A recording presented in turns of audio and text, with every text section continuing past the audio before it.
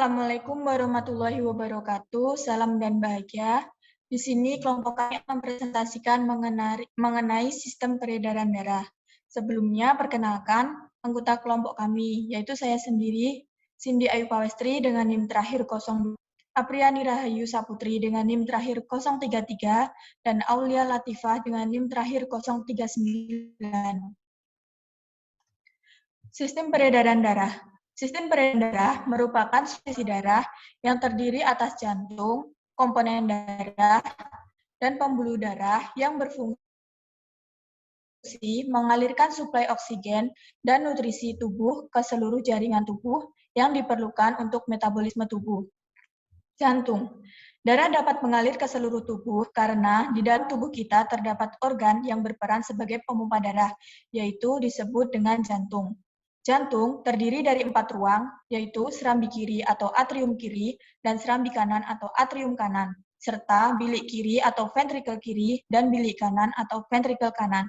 Serambi jantung terletak pada bagian atas, sedangkan bilik jantung pada bagian bawah.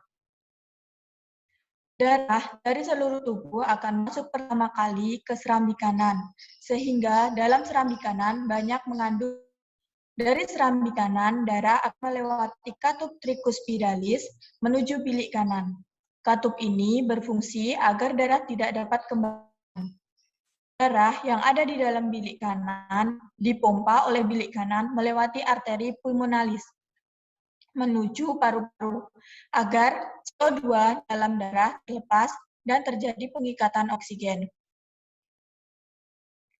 Darah dari paru-paru mengalir melalui vena pulmonalis menuju serambi kiri, sehingga darah dalam serambi kiri banyak mengandung oksigen.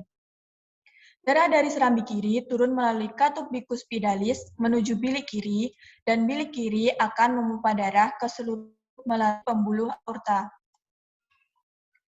Pembuluh darah.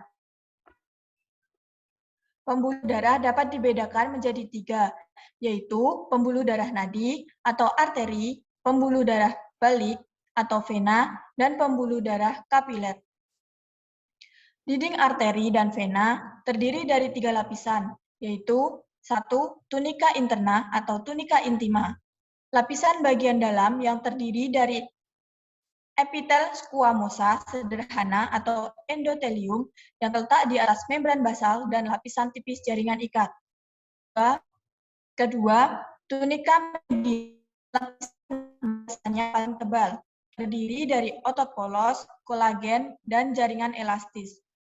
Yang ketiga, tunika eksterna atau tunika adventitia, lapisan paling luar, terdiri dari jaringan ikat longgar yang sering menyatu dengan pembuluh darah, syaraf, dan organ lain sekitarnya.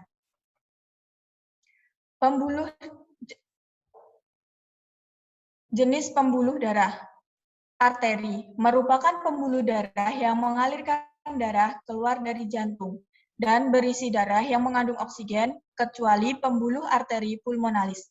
Sedangkan vena mengalirkan darah masuk ke dalam jantung dan berisi darah yang mengandung karbon dioksida kecuali vena pulmonalis. Ujung arteri dan vena bercabang-cabang menjadi pembuluh-pembuluh kecil yang disebut pembuluh kapiler. Pada pembuluh kapiler inilah terjadi pertukaran gas oksigen dan gas karbon dioksida antara darah dengan jaringan tubuh. Di sini ada perbedaan pembuluh nadi dan pembuluh vena. Tempat pembuluh nadi atau arteri agak tersembunyi di dalam tubuh, sedangkan tempat pembuluh balik dekat dengan permukaan tubuh sehingga tampak kebiru-biruan. Untuk dinding pembuluh nadi tebal, kuat, elastis, sedangkan dinding pembuluh balik atau vena tipis dan tidak elastis. Aliran darah pembuluh nadi meninggalkan jantung, dan aliran darah pembuluh balik menuju ke jantung. Denyut pembuluh nadi terasa, dan denyut pembuluh balik tidak terasa. Untuk katup pembuluh nadi, satu pada pangkal jantung, sedangkan katup pembuluh balik banyak di sepanjang pembuluh. Darah yang keluar dari pembuluh nadi, darahnya memancar, sedangkan darah yang keluar dari pembuluh balik, darah tidak memancar. Peredaran darah manusia termasuk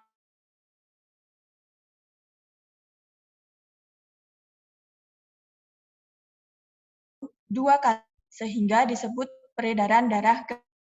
Pada peredaran darah ganda dikenal dengan peredaran darah kecil dan peredaran darah. Slide selanjutnya akan dijelaskan oleh Aulia.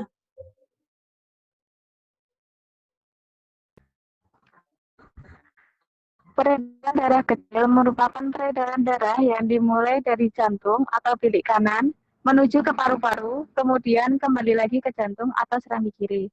Sedangkan peredaran darah besar adalah peredaran darah dari jantung atau bilik kiri ke seluruh tubuh, kemudian kembali lagi ke jantung atau serambi kanan.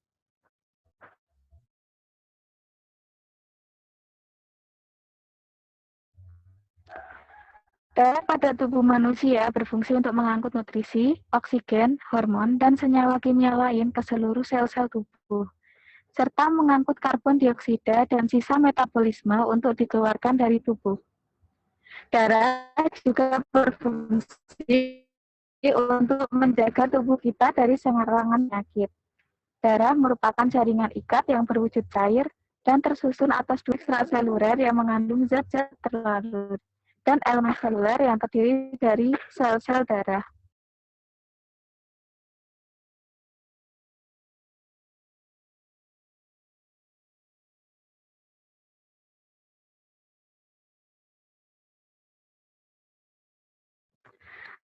Apabila darah yang terdapat di dalam tabung reaksi disentrifugasi atau diputar dengan kecepatan tertentu, sel-sel darah akan berada pada bagian dasar, sedangkan plasma darah berada pada bagian atas. Darah tersusun atas 55% plasma darah dan 45% sel-sel darah.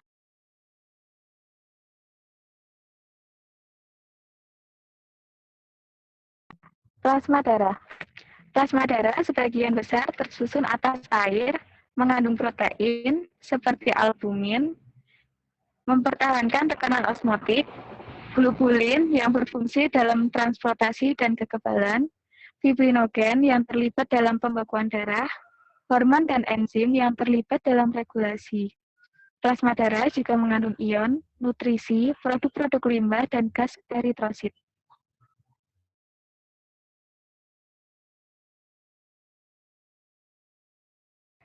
Macam-macam sel darah terdiri dari sel darah merah yang disebut eritrosit, sel darah putih yang disebut leukosit, dan keping darah yang disebut trombosit.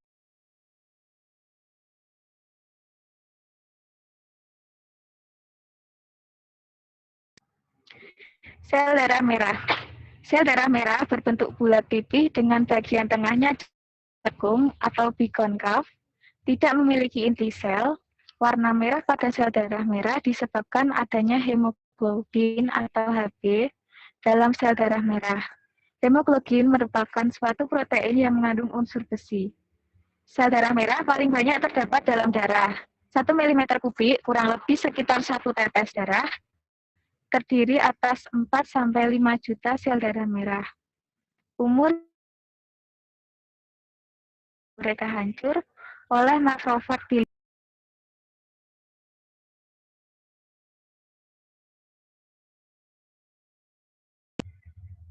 Ketika dalam paru-paru hemoglobin dalam sel darah merah mempunyai daya ikat tinggi terhadap oksigen, maka akan mengikat oksigen membentuk kompleks oksihemoglobin. Ketika sel darah merah berada dalam jaringan tubuh, daya ikat hemoglobin terhadap oksigen berkurang. Maka oksigen terlepas dari hemoglobin menuju sel-sel tubuh. Sebaliknya, saat berada dalam jaringan tubuh, daya ikat hemoglobin terhadap karbon dioksida tinggi. Karbon dioksida berikatan dengan hemoglobin membentuk karbon hemoglobin.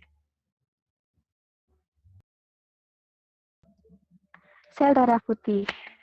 Sel darah putih memiliki bentuk yang tidak tetap atau bersifat amoeboid dan mempunyai inti. Jumlah sel darah putih tidak sebanyak jumlah sel darah merah.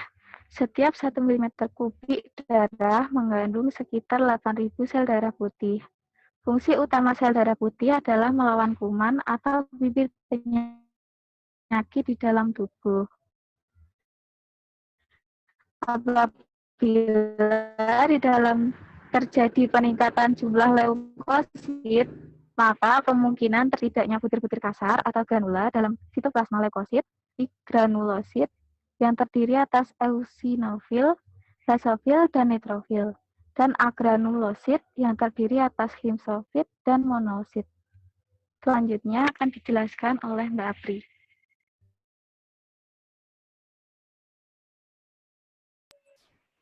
Baik, akan saya lanjutkan presentasinya.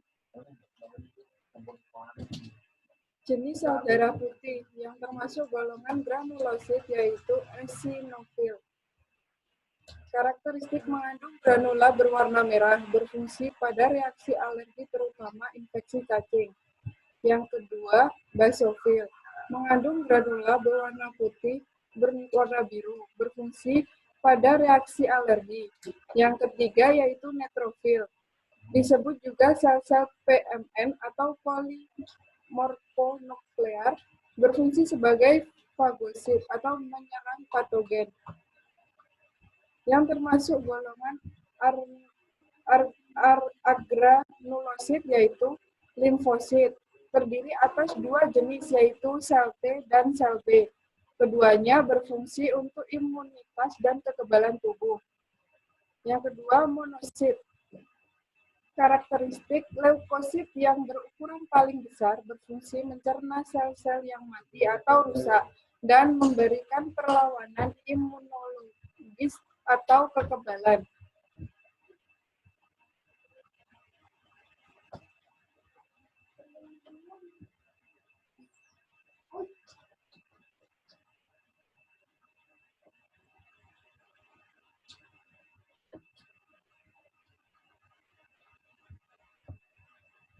Selanjutnya, keping darah. Bentuk trombosit beraneka ragam, yaitu bulat, oval, dan memanjang. Trombosit tidak berinti dan bergranula. Jumlah sel pada orang dewasa sekitar 200-500 ribu sel per 1 mm kubik darah.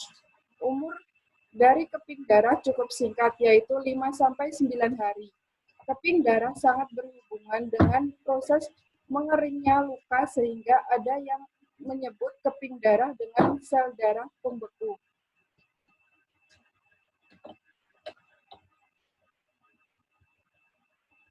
Sesaat setelah bagian tubuh terluka, trombosit akan pecah karena bersentuhan dengan permukaan kasar dari pembuluh darah yang luka. Di dalam trombosit terdapat enzim trombokinasa atau tromboplastin. Enzim ini akan mengubah protombin menjadi trombin karena pengaruh ion kalsium dan vitamin K dalam darah.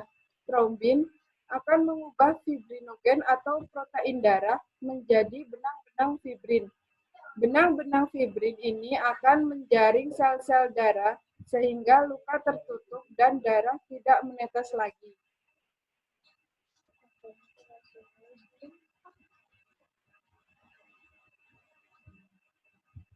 Penyakit pada sistem peredaran darah.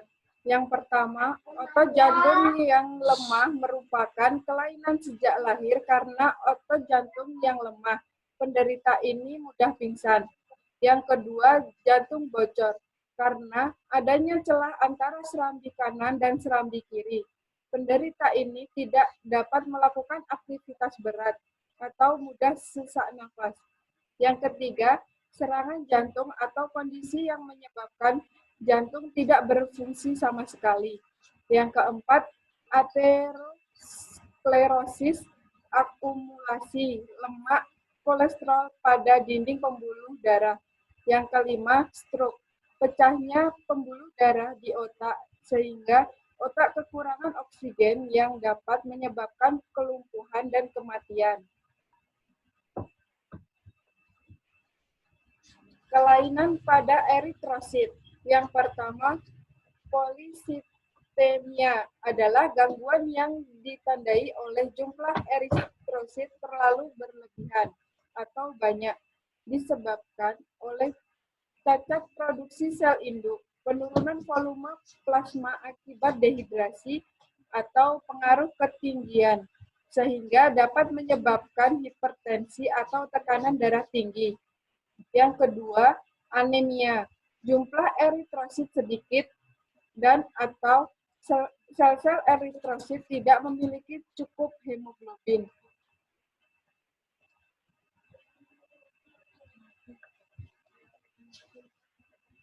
Kelainan pada leukosit.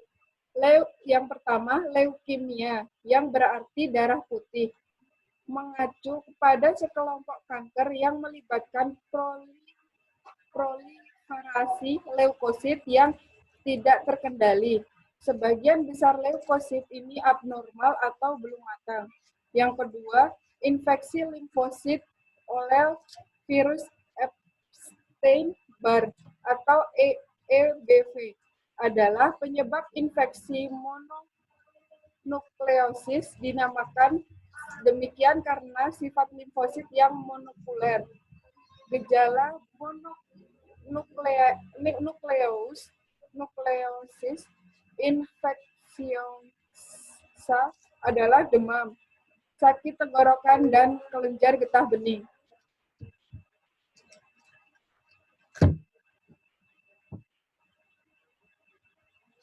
Kelainan pada trombosit. Yang pertama, trombositopenia. Terbatasnya jumlah trombosit terjadi karena produksi trombosit yang rendah dalam sumsum tulang atau mengikat kerusakan trombosit di luar sumsum. Gejalanya, penyakit ini adalah memar, ruam, dan mimisan atau pendarahan di mulut. Yang kedua, trombosis. Jauh lebih banyak orang meninggal karena pembekuan darah yang tidak diinginkan daripada kegagalan pembekuan. Kebanyakan stroke dan serangan jantung adalah karena trombosis, yaitu terbentuknya bekuan darah atau trombus abnormal di pembuluh darah. Yang ketiga, hemofilia adalah penyakit kelainan genetik yang disebabkan oleh kekurangan faktor pembekuan darah sehingga darah sukar membeku. Terdapat banyak faktor yang menyebabkan terjadinya kesulitan pembekuan darah.